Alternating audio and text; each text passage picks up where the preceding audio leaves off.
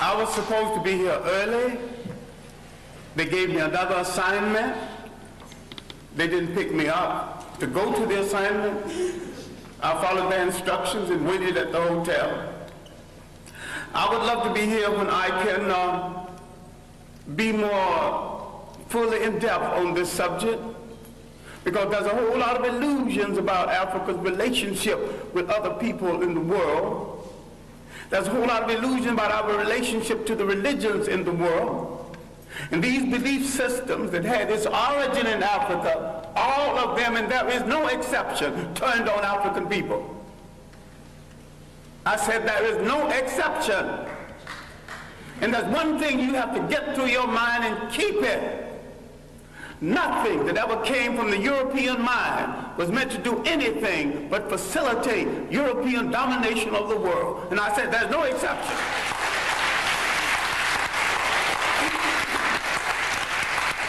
Everything that was brought into this continent, everything, every idea, every so-called religion was meant to dominate and to control. The Arabs had no illusions about it. The Europeans had no illusions about it. You were the ones with the illusions. And yet every element that went into the making of every major religion in the world started in Africa. Why is it that you are so naive? You let people redress something that you invented, sell it back to you, and enslave you through it.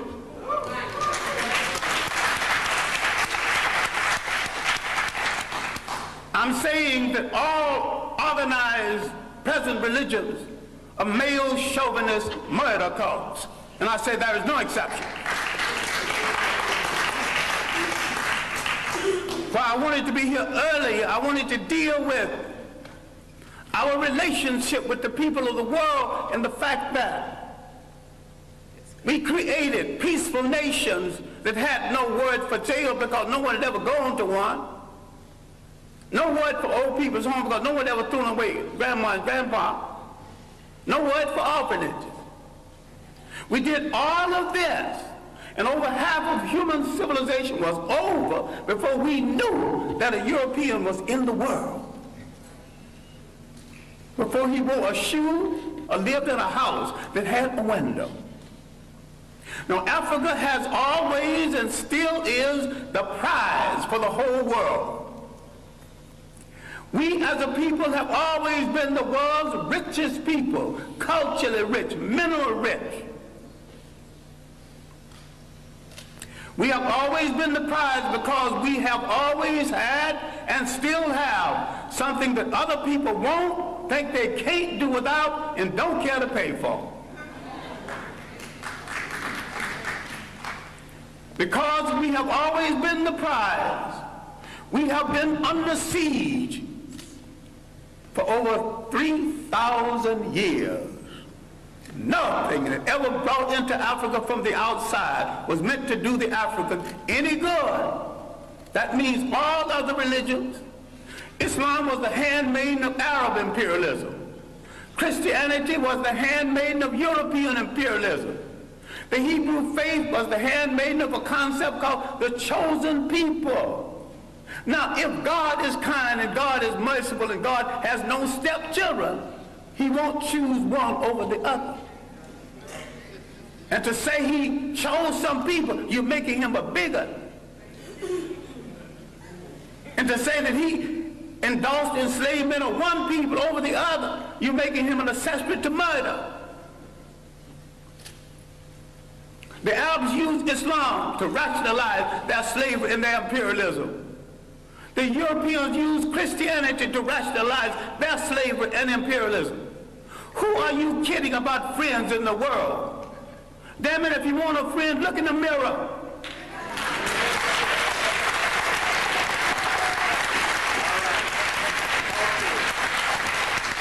There's 1 billion African people on the face of this earth.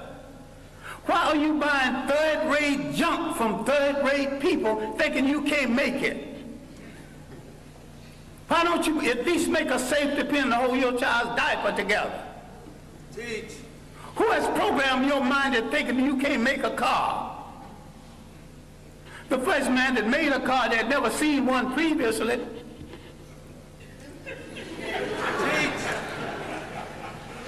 The Japanese bought cars, bought locomotives, broke them down and studied them, and had a Japanese technician produce each piece, put it together, and had a much better train than the one they copied from. All knowledge in the world belongs to everybody in the world. Yes. Who has programmed our mind in assuming that we cannot run a nation and run it well? The main thing imperialism did, slavery and imperialism, that they removed African people from the respectful commentary of history. And they tell them something they are still telling them, and all of the organized religions are guilty of this. I favor none of it because Africa didn't need any of it. I'm saying that African belief systems, properly understood, is 10 times better than Judaism, Christianity, and Islam. And better for the Africans. So you might have some romance with one of these religions.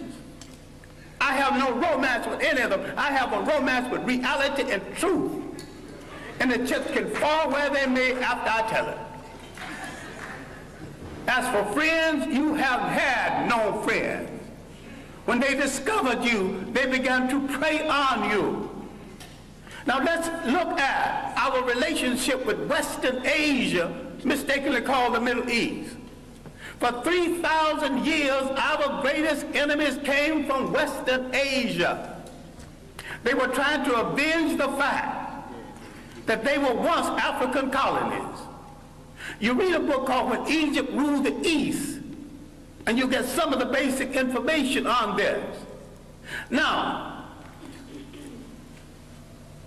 the first visitors to Africa came in the 1700s BC. These were the people who would later be called Hebrews. Now, black people are ticklish on this because black people think that everything in the Bible is true.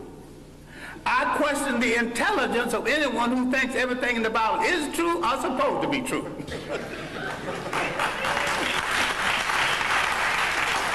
It's allegory, stories told to illustrate a point at a time when there were very few people reading books. And most of what went into the making of the Bible was copied from Egyptian texts. Now, if you want to get so dewy-eyed over the Bible, which is a carbon copy of a carbon copy, why don't you go back and read the original Egyptian text?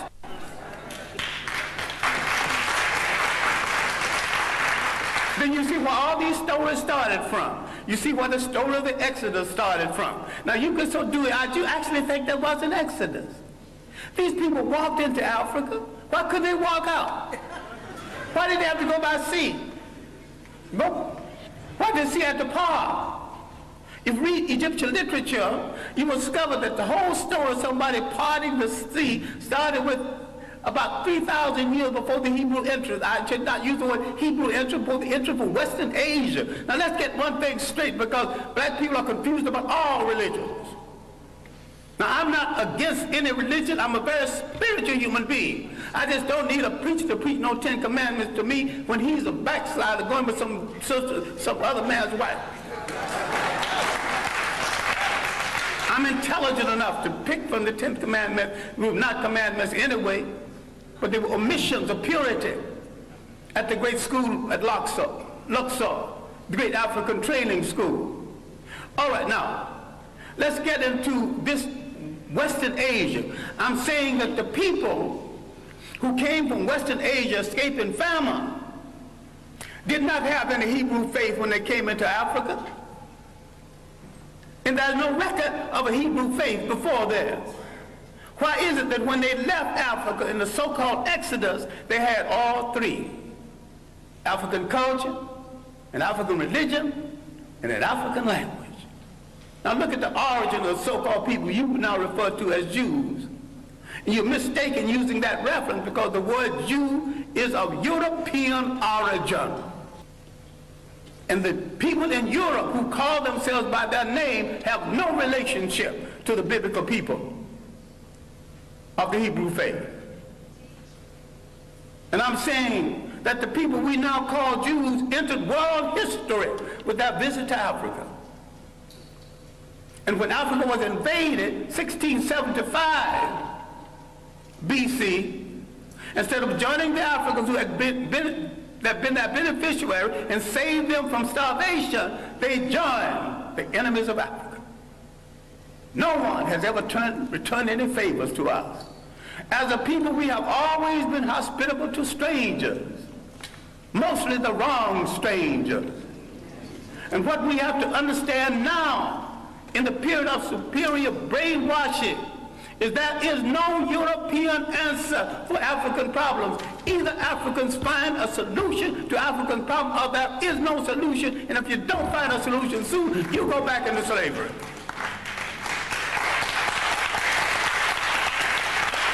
We have to stop all of this nonsense about who belongs to what religion when all of them were imposed on us in the first place. We stop all this fight between Muslims and Christians when neither one of the religions are doing them any good or moving them toward independence. All of them are handmaids of conquerors. All of them are religions of conquerors. We were naive when we accepted their interpretation of something that we had all along. I'm saying we need to take a good look at ourselves. I'm not talking about burning churches. I'm not talking about getting rid of religions. Understand me well. I am saying that every single thing that touches your life, religious, socially, and politically, must be an instrument of your liberation, or you must throw it into the ash can of history.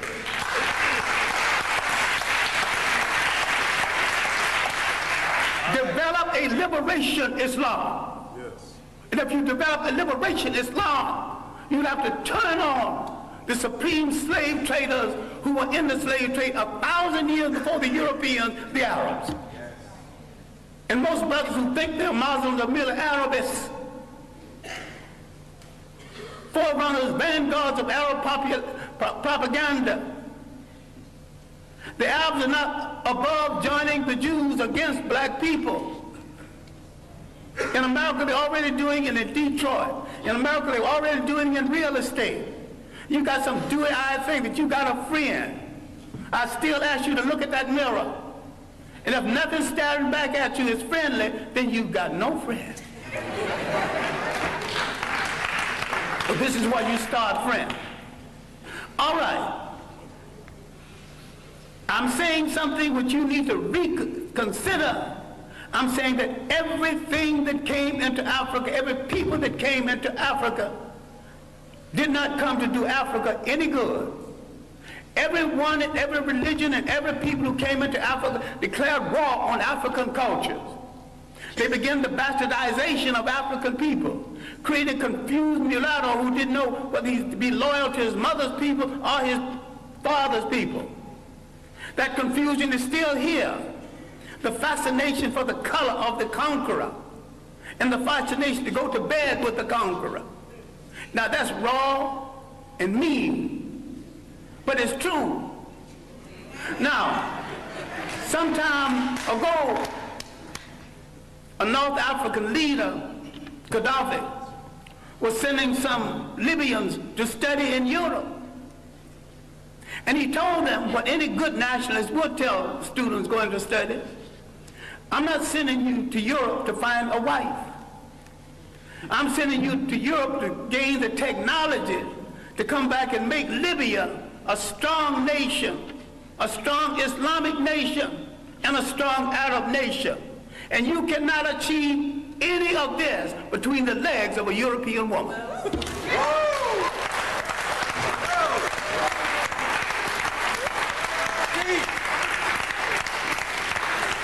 When is somebody going to get strong enough to tell Africans going to school, you're going to come back home and pair up with a sister. But if you want to pair up over there, stay over there.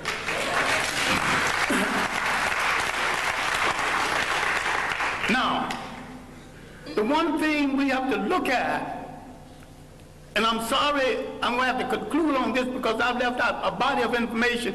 At the university, I teach an entire course, semester course, on Africa's relationship to other people. And I devote several semesters to Africa before Europe, the consequences of the coming of the Greeks, who stole a lot that they think is their culture, stole a lot that you think is Greek philosophy. We've been the victims of propaganda. And yet, if you read the Journal of African Civilization, other works, we have lived in Europe, we've lived in Asia, we've lived in the Americas.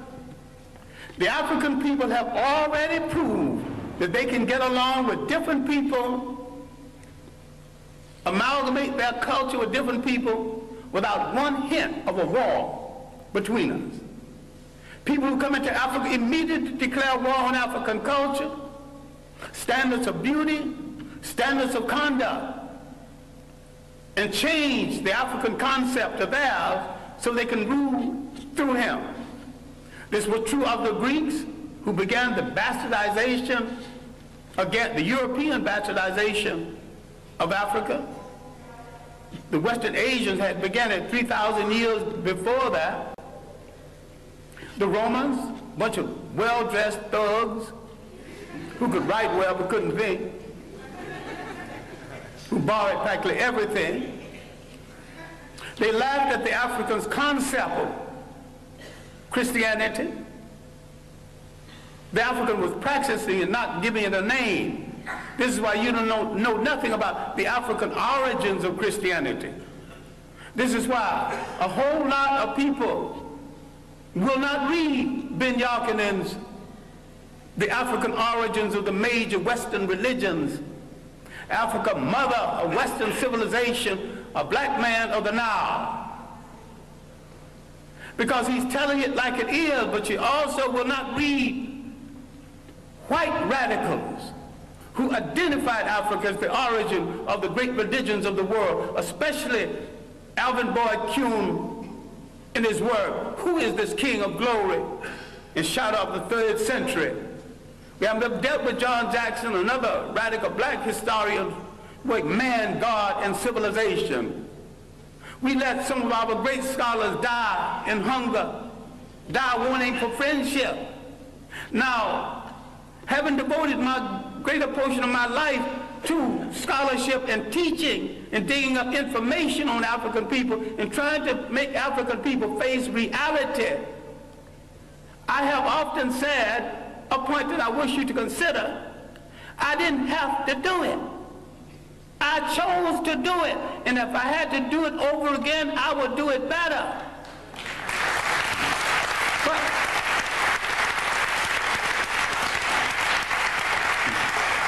I have a lot of talent other than the talent to teach and to research.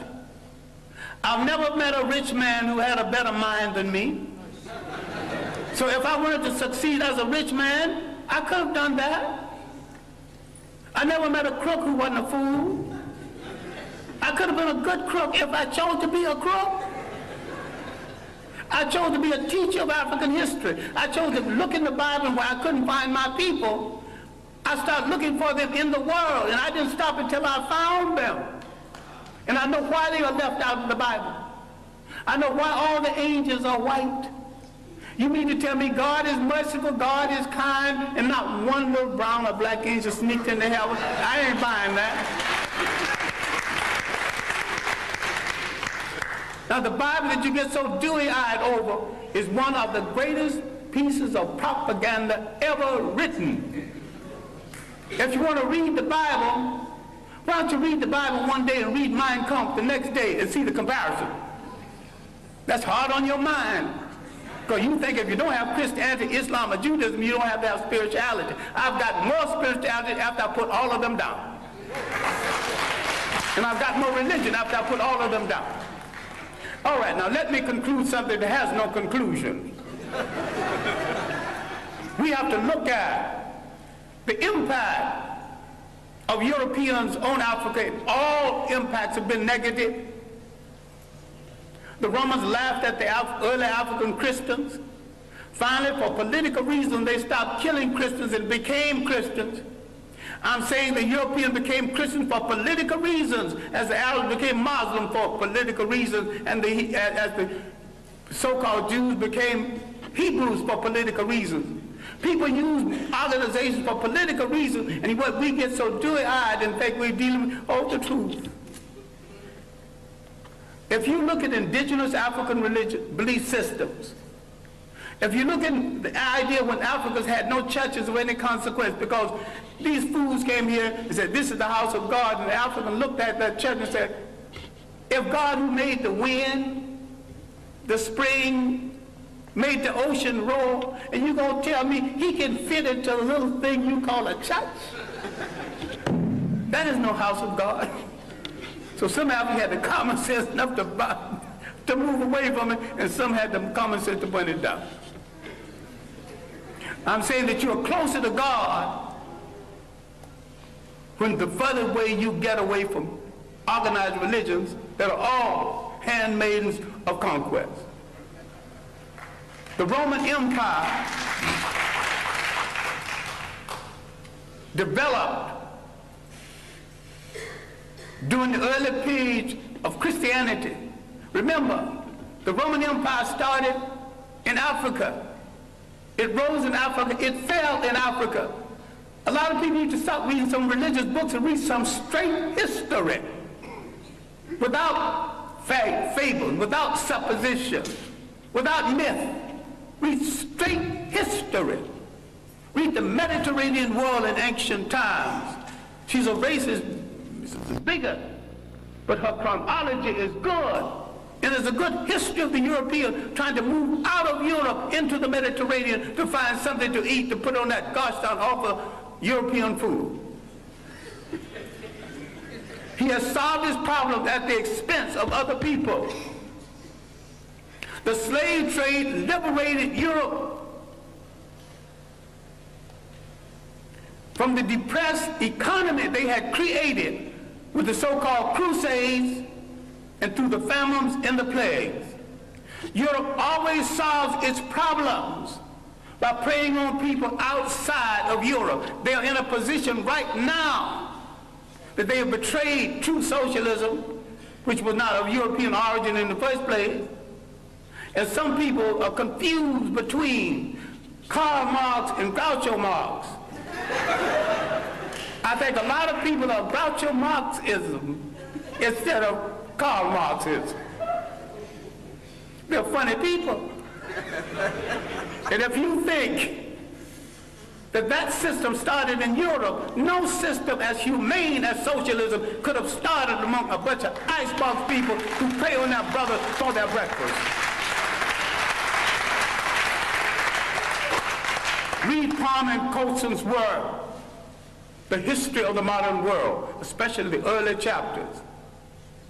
Now, the evidence of Africans in the New World, the evidence of 1,000 years of civilization before slavery, all of this I'm not discussing because there is no time. But when the Romans disgraced themselves in the mismanagement of Christianity, they created a vacuum. Islam moved into that vacuum. The Africans thought that Islam would get the Romans off of their back. They were right.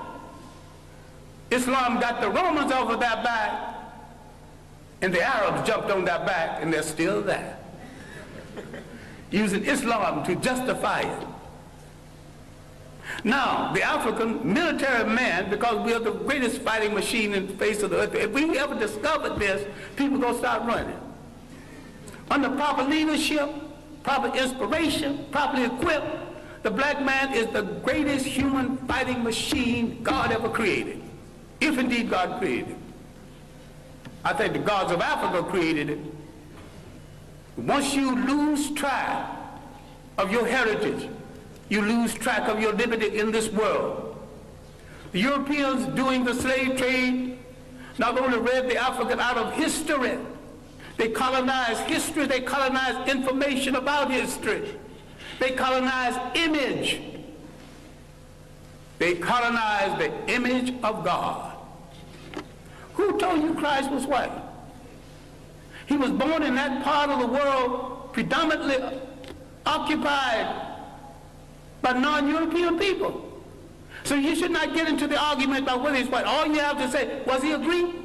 No. Was he a Roman? No. But these were the only people partially white in the area at the time. If he wasn't a Greek, he wasn't a Roman, he was one of those other people. You don't have to argue about the shades of color. So far as you're concerned, once you establish he was not a woman, he was not a Greek, your conversation is over.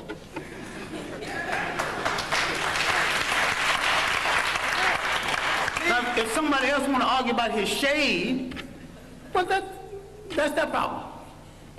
Then if you got a problem with color, then you got a problem with your mother and your father. You have insulted your mother and your father if you don't like what they gave you. I wear mine like a badge of honor. I dig it. I wear it well. All right. Love it.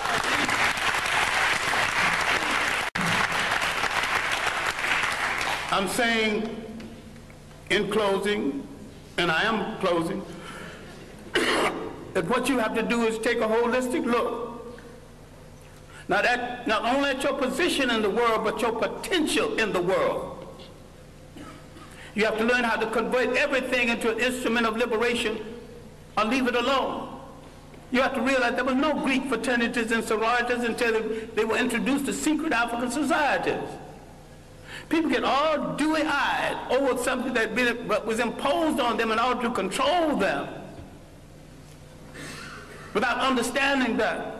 That's another imperial effort. So it bothers me, and although I have good personal friends who are Muslim, that not a single Muslim scholar have dealt with that 1,000 years of African independence before slavery and how the Arabs from the north systematically destroyed these nations. It did not occur. 1591, from Morocco, an army was launched against these great independent nations in inner West Africa. These were great states. And because of poor communication between African and African, there was enough armies in these states to march down to the coast and to drive every slave trader into the sea.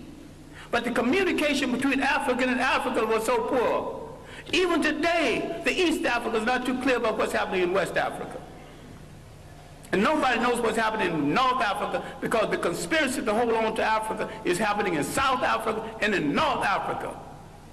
So the whites in South Africa willing to play a part, and the pseudo-whites in North Africa willing to play a part. In all this world, you have no friends. But if there are a billion of you on the face of this earth scattered all over the world, what do you need with a friend other than yourself? Why can't you turn inward on yourself and say, I will wear no clothes I don't produce. Start with your underwear.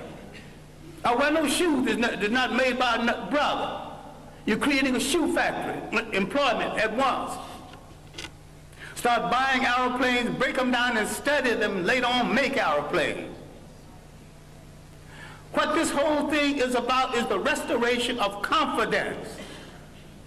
It has been the role of these handmaidens of colonialism to destroy your confidence in yourself. You don't believe that you can look like a god. You don't believe a black father in your home is to some extent a god. That doesn't make the black woman less than a goddess, because we produced the first human societies that recognized and respected the female god. We produced the first human society that said you can't be a king unless you got a queen. You can't be a god unless you got a goddess. So you can see all of these social ills that people are defending now, none of it started in our countries. I defy anyone alive, and those who want to come alive, come back and prove me, I invite them too, to show me one single case of sexual deviance or maladjustment any place on the African continent before the coming of foreigners.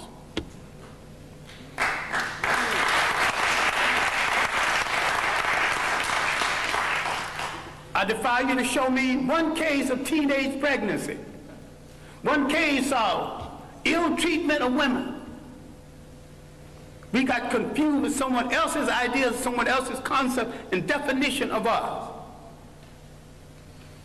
What we have to understand is that faith has not spared us for an idle reason. A whole lot of people who've been hit less than us are extinct. What is there in us that made us strong enough to take this heavy blow? 500 years of slavery, one way or the other. Slavery, neo-colonialism. What made us strong enough to survive? What is faith saved us to do? And inasmuch as we gave the world its first humanity, faith has saved us to give the world its last humanity.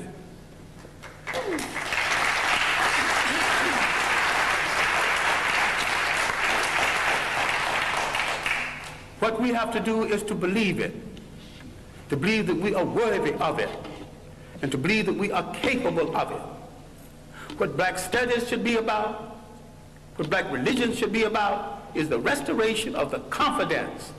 And the restoration of the confidence is we must rule the state again.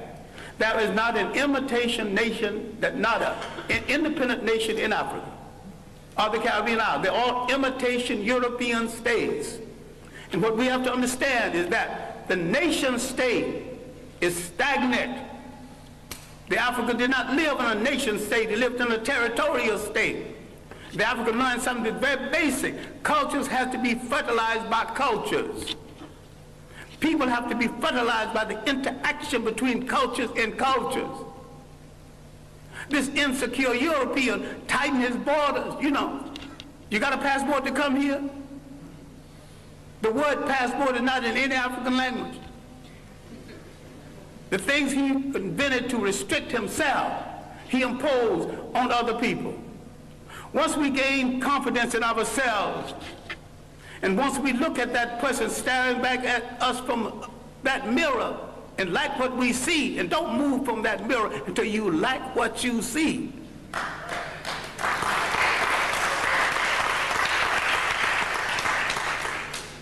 Then, in coordination with other African people throughout the world, we will give the world a new lease on life. We will turn to all of our people and not one part of them, because we came from a matrilineal society that respected women to the point the lineage came down to the female side. We must answer the call of the great African-American poet, Margaret Walker, who said, "Let the dirges end, let a new peace begin. Let us write a new covenant for the freedom of ourselves in the world."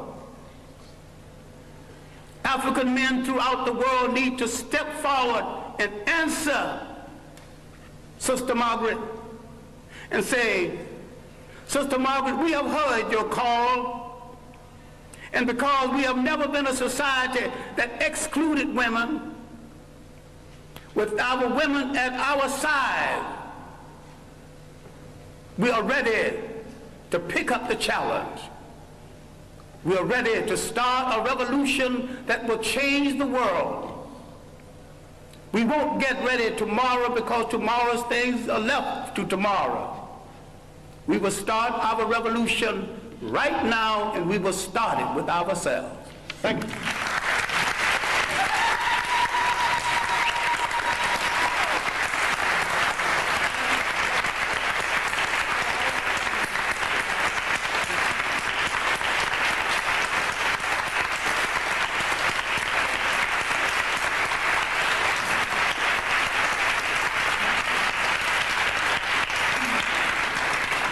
since we have run over our time. I'm not quite sure what I should do since we have run over our time, but I know that there are some people who and we will try to have maybe just 2 or 3 questions. I see a hand. You'll have to speak very loudly. Is saying we really have problems with the welfare. And when we are in trouble, we are told in this country where growth rate is 5%.